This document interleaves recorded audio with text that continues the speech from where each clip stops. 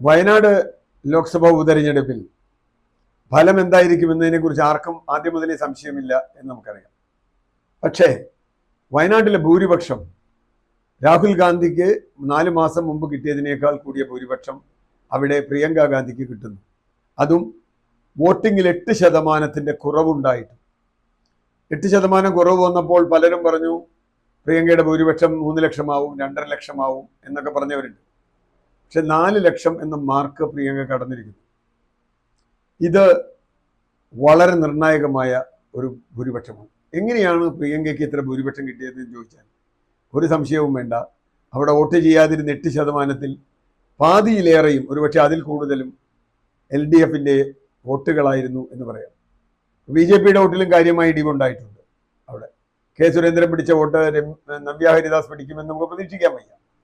എങ്കിൽ പോലും അത് പിടിച്ചിട്ട് കുറവഞ്ഞിട്ടുണ്ട്. 80,000-ഓളം വോട്ട് കുറവുണ്ടെന്നാണ് ആദ്യത്തെ കണക്ക് കാണിക്കുന്നത്.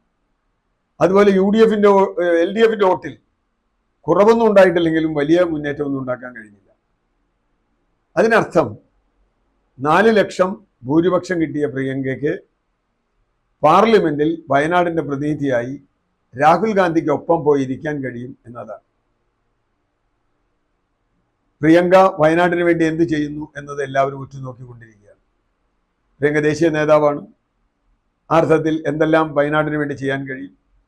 വയനാട്ടിൻ്റെ മെഡിക്കൽ കോളേജ് എന്ന് പറയുന്ന ഒരു ആവശ്യം ഒരുപാട് പേര് ഉന്നയിച്ചിട്ടുണ്ട്. അങ്ങനത്തെ ചില കാര്യങ്ങളൊക്കെ പ്രിയങ്കയ്ക്ക് ചെയ്യാൻ കഴിയുമെന്നാണ് നമ്മൾ കണക്കാക്കേണ്ടത്.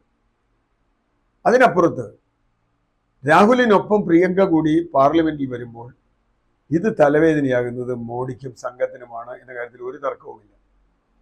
ഈ പാർലമെന്റ് ആരംഭിച്ചതിന് ശേഷം, പുതിയ തെരഞ്ഞെടുപ്പ് കഴിഞ്ഞതിന് ശേഷം പാർലമെന്റിൽ മോഡി വല്ലാതെ മങ്ങിപ്പോയ ഒരവസ്ഥയുണ്ട്. രാഹുൽ ഗാന്ധിയുടെ പ്രസംഗത്തിനാണ് അവിടെ ഏറ്റവും കൂടുതൽ കവറേജ് കിട്ടിയത്. മാത്രമല്ല, രാഹുൽ ഗാന്ധി അവിടെ വന്നതോടുകൂടി പ്രതിപക്ഷമൊന്ന് മൊത്തം ഉഷാറായി, അവർക്ക് എണ്ണവും കൂടി ആളും കൂടി. ഇനി പ്രിയങ്ക കൂടി വരുന്നതോടെ വളരെ ശക്തമായി സംസാരിക്കാൻ കഴിയുന്ന ആളാണ് പ്രിയങ്ക. മാത്രവുമല്ല, ഇന്ദിരാഗാന്ധിയുടെ ഒരു ഫേസ് കട്ട് അവർക്ക് കുറച്ച് ഗുണകരമായിട്ടുണ്ട് എന്നാണ് ഞാൻ കരുതുന്നത്. അങ്ങനെയൊക്കെയാണല്ലോ ഇന്ത്യക്കാർ ആളുകളെ കാണുന്നത്. അർത്ഥത്തിൽ രാഹുലിനൊപ്പം വരുന്ന പ്രിയങ്ക മോഡിക്ക് തലവേദനയാവും എന്ന കാര്യത്തിൽ ഒരു തർക്കവുമില്ല. ഇപ്പൊ തന്നെ അദാനിയിൽ മുങ്ങിക്കിടക്കുന്ന മോദാനിയാണ് നമ്മൾ കാണുന്നത്. ഇനി അത് ശക്തമായി മുമ്പോട്ട് പോയാൽ ഒരു സ്ത്രീ ശബ്ദം, ഒരു ഉറച്ച സ്ത്രീ ശബ്ദം കേരളത്തിൽ നിന്ന് ഉണ്ടാവുകയും അത് വലിയ തോതിൽ അവിടുത്തെ ഭരണകൂടത്തിന് ഒരു മാരകമായ അടിയാവുകയും ചെയ്താൽ അത് കേരളത്തിന് അഭിമാനിക്കാം. കേരളത്തിൽ നിന്നുള്ള ഒരു MP ഇത് ശക്തമായി അവിടെ സംസാരിക്കുന്നുവെന്ന്. വയനാടിന് അതുകൊണ്ട് നന്മകൾ ഉണ്ടാവട്ടെ.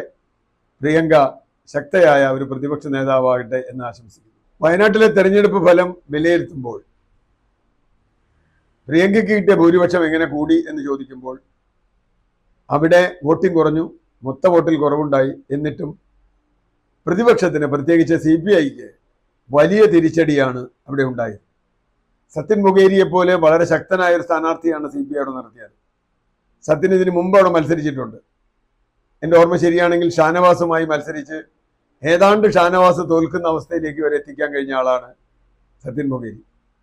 ഇപ്പോൾ ആ അവസ്ഥയിൽ നിന്ന് മാറി അദ്ദേഹം ദയനീയമായ വോട്ടുകളോടെയാണ് അവിടെ നിൽക്കുന്നത്.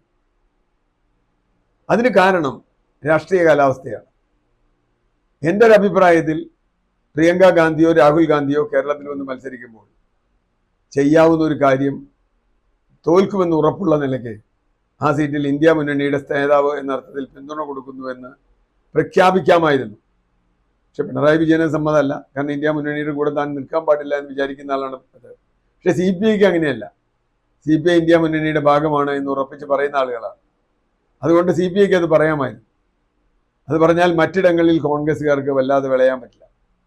ഇതിപ്പോൾ ഭരണവിരുദ്ധ വികാരം, കേരളത്തിലെ ഭരണത്തിനെതിരായ വികാരം വളരെ കൃത്യമായും സത്യൻ മൊകേരിക്ക് ഏൽക്കേണ്ടി വന്നു എന്നതാണ് അതിൻ്റെ ദുരന്ത ഫലം. അത് വയനാട്ടിൽ CPIയുടെ അല്ലെങ്കിൽ ഇടതുപക്ഷത്തിൻ്റെ കാല് ഒരിക്കലും ഉറപ്പിക്കാൻ കഴിയില്ല എന്ന അവസ്ഥ ഉണ്ടാക്കുന്നു.